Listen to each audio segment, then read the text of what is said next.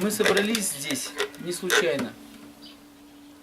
Как вы знаете, в следующем году, в 2017 году, исполняется, будет такой юбилей, да, исполняется 100 лет со дня Октябрьского переворота.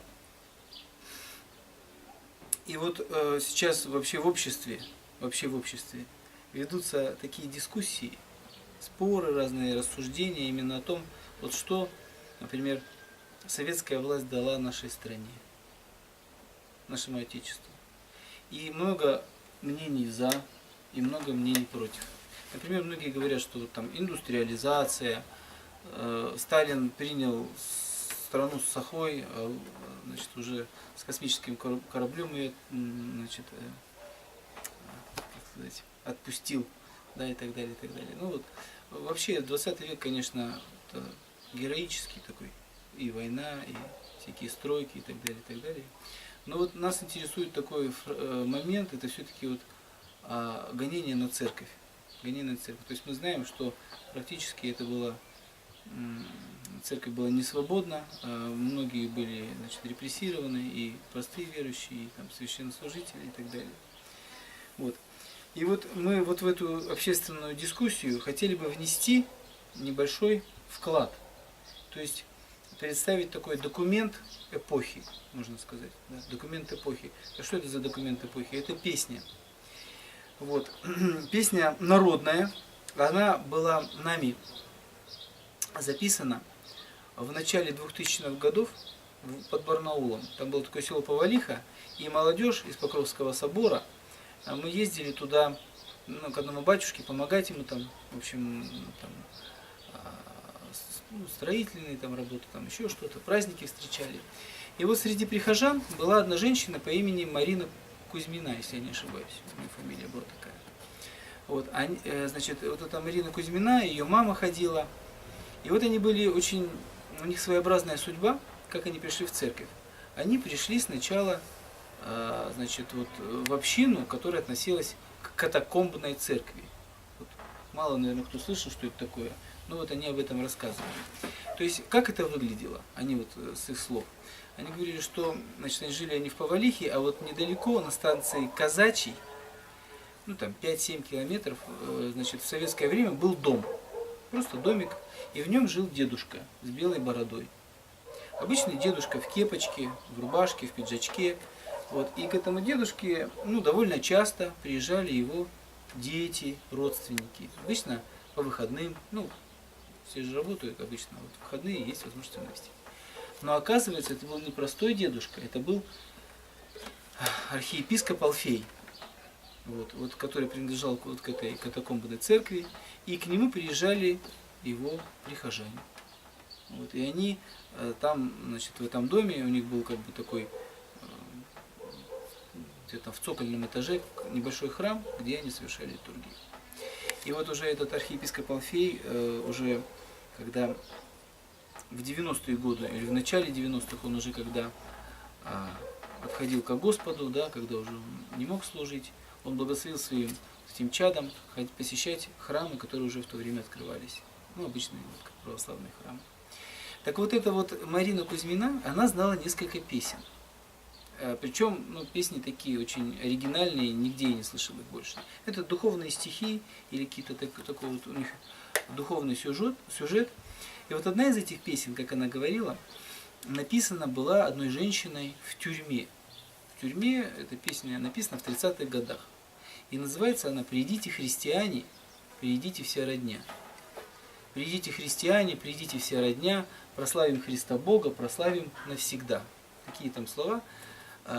«Никто пути Христова у нас не отберет, мы воины Христовы, архангелы вперед». Вот такая. И эта песня написана на мотив пионерского марша. Вот. Сейчас мы попробуем эту песню представить. То есть эта песня написана в 30-е годы в заключении одной безвестной христианкой, так скажем.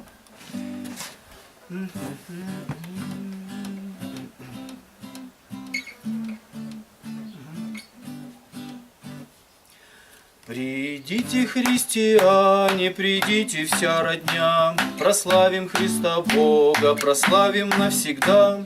Никто пути Христова у нас не отберет. Мы воины Христовы, архангелы вперед.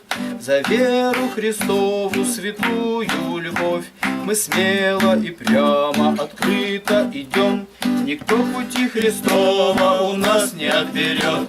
Мы воины Христовы, архангелы вперед. Нас гонят, терзают, по тюрьмам сажают. За веру Христову на каторгу ссылают. Никто пути Христова у нас не отберет. Мы воины Христовы, архангелы вперед. Архангел Михаил нам путь просветил, второе пришествие нам возвестил. Никто пути Христова у нас не отберет. Мы воины Христовы, архангелы вперед. Он знамя Христова на землю водрузил и во славу Господа громко вострубил. Никто пути Христова у нас не отберет. Мы воины Христовы, архангелы вперед. Слава Христа Бога исполнена над вами. Не бойтесь, мои дети, всегда я буду с вами. Никто пути Христова у нас не отберет. Мы воины Христовы, архангелы вперед. Крестом и мечом он врага сокрушил, и копьем священным змея поразил. Никто пути Христова у нас не отберет. Мы воины Христовы, архангелы вперед.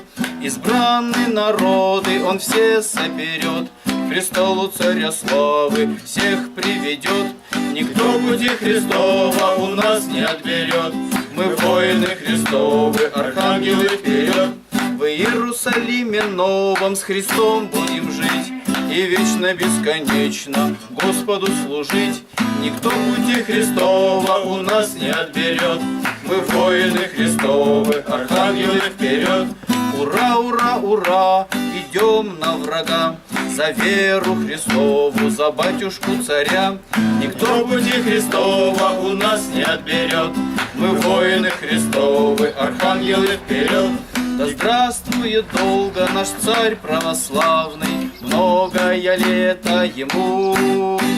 А чада его будут мудры и славны, подобны отцу своему. Никто пути Христова у нас не отберет. Мы воины Христовы, архангелы вперед. Никто пути Христова у нас не отберет. Мы воины Христовы, архангелы вперед. Никто пути Христова у нас не отберет. Мы воины Христовы, архангелы вперед. Вот, и я хочу немножко об этой песне вот еще сказать. Вот. Ну, вы видите, что слова здесь совершенно безыскусные, да, и они чувствуются, что это как бы немножко из другого времени песни. Сейчас, наверное, такие слова не сложишь, да. Ну, сейчас никого так особо не гонят, не терзают, у нас в стране, во всяком случае. Может, где-то там на Ближнем Востоке. Вот. Слава Богу. Слава Богу, да. Но вот смотрите, я хочу сказать вот о чем. Здесь есть интересные моменты, которые вот стоит отметить. Вот архангел Михаил нам путь просветил, второе пришествие всем возвестил. Он знамя Христово на землю водрузил и во славу Господа громко вострубил. Есть такая икона, она называется Архангела Михаила, где архангел Михаил изображен на крылатом коне. Как, ну не знаю, всадник апокалипсиса, может быть, как что-то такое, да. Вот. И он, у него в руке труба, у него в руке копье, которым он поражает, значит, ну, дракона, не дракона, а сатану, по сути дела, да. Вот. И еще в другой руке у него крест. То есть крест, копье и еще труба в устах, ну, труба вот последнего вот этого призыва, да. Вот. То есть, видимо, эта женщина, которая, когда она складывала эту песню, она описывала как бы эту икону. Может быть, у нее была эта икона в тюрьме, да? И она ее писала. Крестом и мечом он врага сокрушил, и копьем священным змея поразил, да? Вот.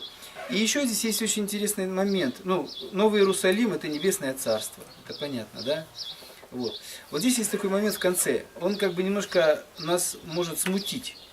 И подумайте, вот чего стоило спеть в 30-е годы, сложить такие слова. Ура, ура, ура, идем на врага, за веру Христову, за батюшку царя. За эти слова точно можно было сразу уехать на Колыму. Вот. То есть за батюшку царя. Какого царя в 30-е годы? Там давно уже расстреляли и там все, след потеряли. Понимаете, да? Вот.